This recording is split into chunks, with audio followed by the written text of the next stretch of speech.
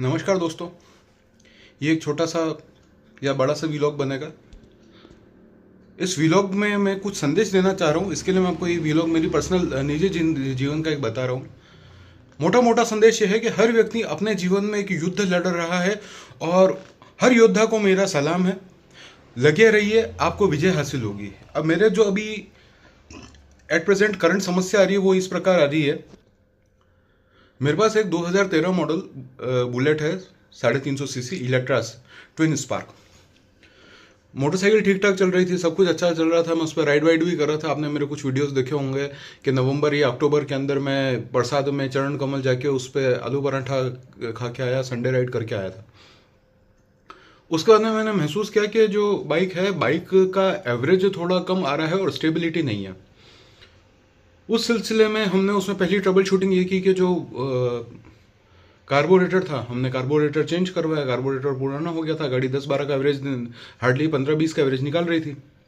तो carburettor change कराया। अब वो कार्बोरेटर चेंज करने के टाइम पे मुझे पता नहीं था कि ये BS3 एंड पुरानी गाड़ियों के अंदर एक E20 फ्यूल कंपैटिबल कार्बोरेटर भी आता है। मैंने जाके जो नॉर्मल BS3 फ्यूल वाला कार्बोरेटर था वो डलवा दिया। अब वो डलवाने के बाद से मेरे अगले दिन से प्रॉब्लम शुरू। गाड़ी स्टार्ट नहीं हो गए, कभी किक मारते रहो, सेल्फ मारते रहो, गाड़ी स्टार्ट हो ही नहीं रही, हो ही नहीं रही, हो ही नहीं रही है। ठीक है साहब, हमने पता किया तो भाई कि साहब इसकी सेटिंग करनी पड़ेगी। उसकी सेटिंग कर दी। उसके बाद 2-4 दिन सही निकले, फिर वही प्रॉब्लम, वो गाड़ी स्टार्ट नहीं हो रही, किक मारते रहो, किक मारते रहो, सेल्फ लेते रहो। ठीक है, जैसे तैसे फिर वो हुआ तो पता चला कि साहब ये टायर का इशू है। पीछे वाला जो टायर है वो बहुत पुराना हो गया था। मतलब बाइक्स में एवरेज या कोई भी ऑटोमोबाइल हो तो उसमें एवरेज 4-5 साल टायर चलते हैं, उससे ज़्यादा नहीं चलता है। तो मेरा वो टायर 5 साल से पुराना हो गया था। तो उसको चेंज करवाने के लिए मैं गया। तो वो क्या जैपर पैटर्न में था, शक्कर पारे टाइप का, चौकड़िया चौकड़िया बनी थी। और मुझे चाहिए था जो पुराना नाइलो ग्रिप माइलेज वाला पैटर्न आता है वो। तो वो टायर मंगवाने में मुझे 2-3 दिन लग गए। खैर वो टायर आया, लगा, सब हो गया। अब फिर भी वही इशू, मेजर इशू मेरे को ये आ रहा है कि मोटरसाइकिल स्टार्ट नहीं हो रही है।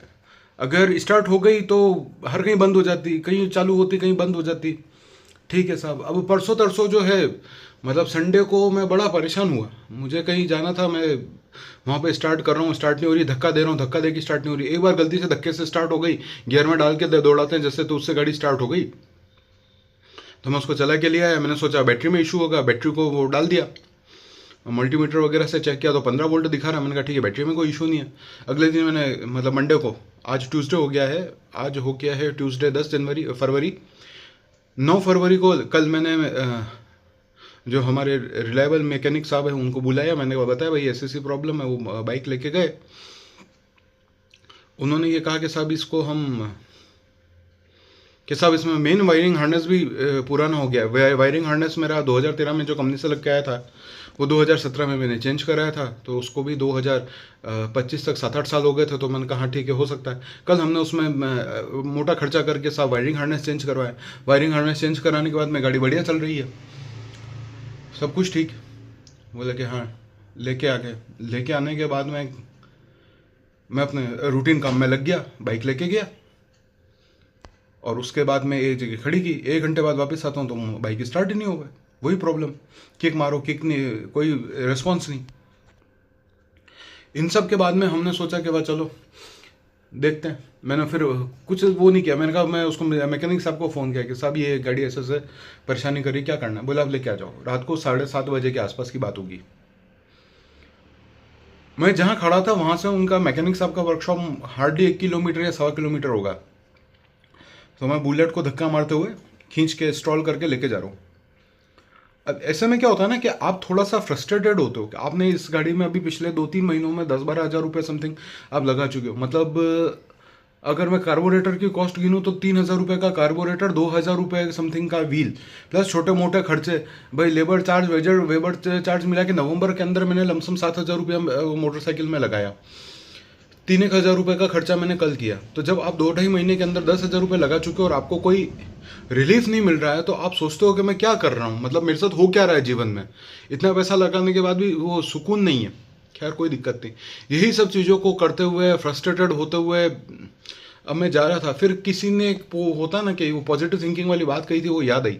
मैंने उसको गाड़ी को धक्का धक्का देते देते बोला thank you God, thank you God, इस समस्या के लिए भी आपका शुक्रिया प्रभु। और देवदूत आ गया। मैं आगे जा रहा था तो कॉर्नर पर मेरे को एक लड़का मिला जो उसके बुलेट बाइक के ऊपर बैठा हुआ था। उसने मेरे को पूछा, भैया क्या हो गया, पेट्रोल खत्म हो गया क्या? मैंने कहा पेट्रोल खत्म नहीं हुआ यार, कोई मैकेनिकल इशू आया है। तो बोला कि मैं मदद कर दूँ आपकी? मैंने कहा धक्का लगा दो। अब आप ये सोचो कि ईश्वर ने उस व्यक्ति को वहाँ पे क्यों खड़ा कर रखा था और मैं उधर से निकला। भाई मैं दूसरे अल्टरनेट रूट से भी जा सकता था, पर वो लड़का वहाँ पे खड़ा हुआ था। वो खड़ा भी क्यों था? वो किसी से फ़ोन पे बात करके बैठा था।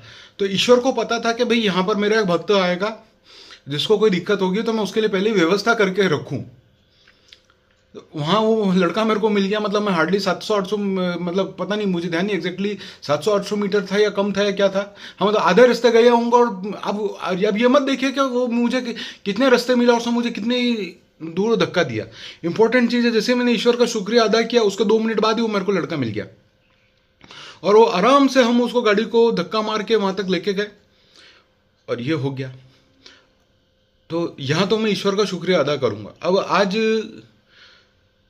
क्या होता है, देखिए अब एक चीज़ मैं आपको बताता हूँ कि आप नॉर्मली जाते ही एकदम किसी प्रॉब्लम को नहीं पकड़ते हो, आपको स्टेप बाय स्टेप्स फॉलो करने होते हैं।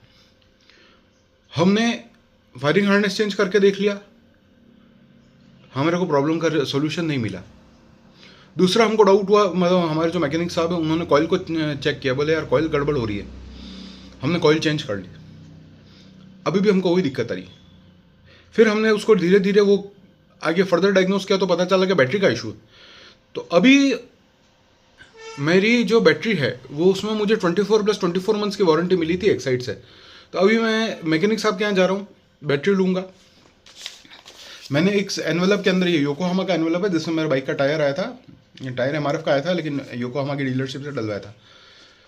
तो इसके अंदर बैटरी का ओरिजिनल इनवॉइस, वारंटी कार्ड और एक जो रजिस्ट्रेशन मैंने कराया था, वो तीनों डॉक्यूमेंट्स ले लिए हैं। ये लेके अभी मैं हमारे मैकेनिक साहब के पास जाऊंगा, उनसे बैटरी कलेक्ट करूंगा, फिर एक्साइड की डीलरशिप जाऊंगा और आगे जैसा जैसा होगा मैं आपको अपडेट करूंगा।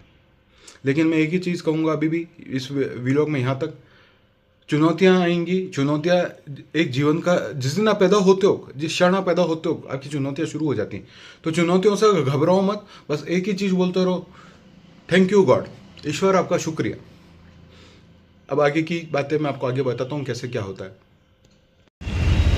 फ्रेंड्स, बैटरी हमने ये ले ली थी उनसे, मिस्त्री साहब से, और ये लेके अभी हम ये कच्छावा ब्रदर्स आए हैं। अब अंदर चल के देखते हैं क्या बात होती है। अभी मेरे यहाँ पे कच्छावा ब्रदर्स में एक साइड में जो डिस्कशन हुआ है, और डिस्कशन बहुत ही फ्रूटफुल हुआ है। इन लोगों ने मेरी बैटरी चेक की और बदला के प्रो रेटेड बेसिस पर नई बैटरी पे मुझे 50% डिस्काउंट मिलेगा।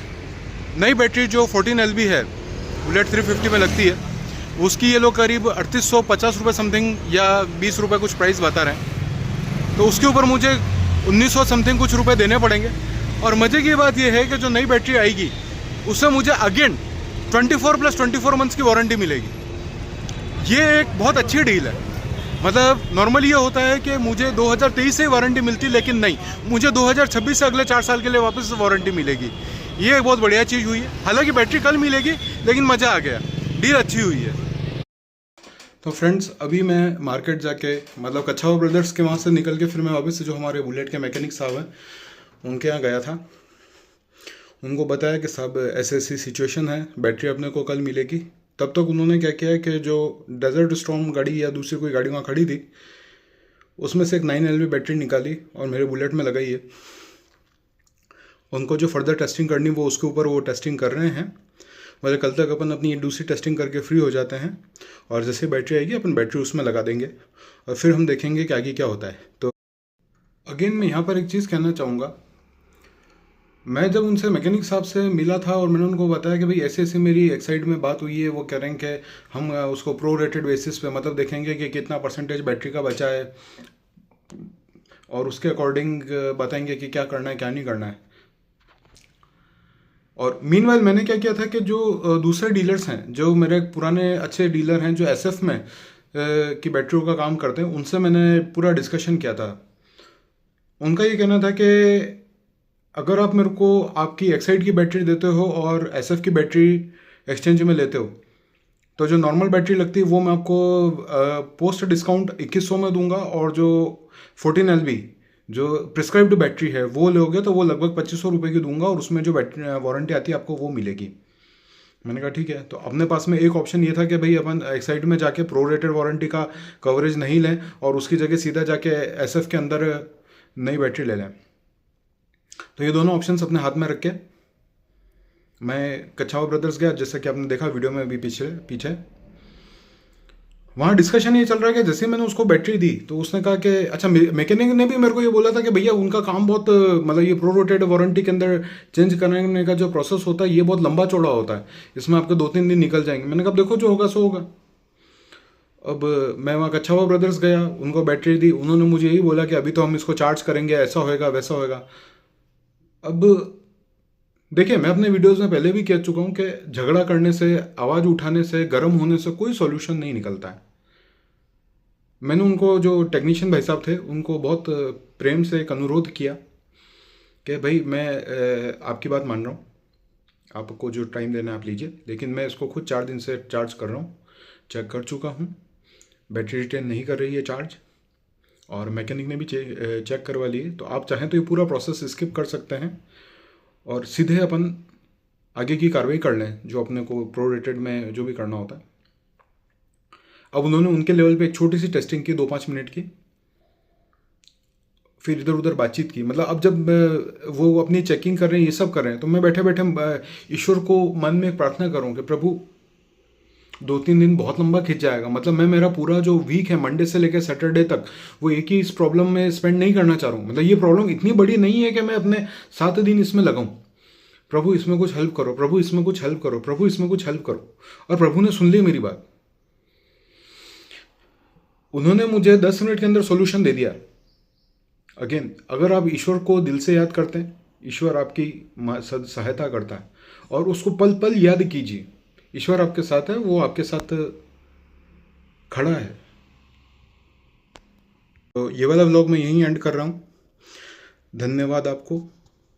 हमारे वीडियो को लाइक शेयर कीजिएगा और चैनल को सब्सक्राइब कीजिए, ताकि जो इस तरीके की घटनाएं घटती हैं ये हम आपके साथ में शेयर करें, आप आपके कुछ इनपुट्स हमें दे सकें, और हमारे साथ जो चीज़ें घट रही हैं हो सकता है इससे आपको कुछ फ़ायदा हो, तो ये आपके काम आएगा। धन्यवाद।